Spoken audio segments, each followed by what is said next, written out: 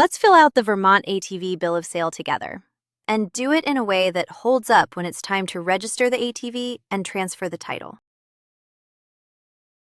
Start at the top with the date of sale, then the seller's details. In our example, that's Anna Baker, with her address, phone, and email. Then the buyer's, Ben Carter, with the same.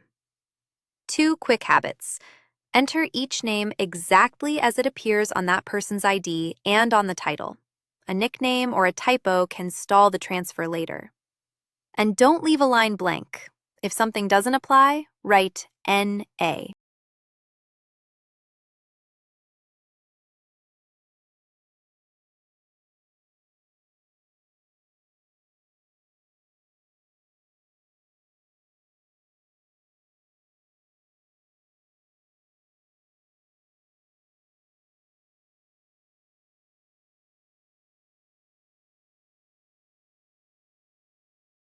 Next, describe the ATV, the make and model, and the year. Then the VIN.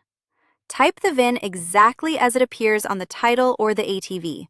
A single wrong character can hold up the transfer. Now the sale price, in our example, $8,500, paid all at once, by check, with taxes included.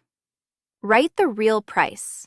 Lowballing it to shave the sales tax can come back as back taxes and penalties, and it leaves the buyer with weaker proof of what they actually paid. Now the signatures. The seller and the buyer each print their name, sign, and date. This form also has witness lines and a notary block.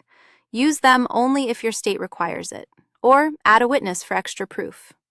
Then make 2 copies. Each side keeps a signed one. Remember, this is general information, not legal or tax advice.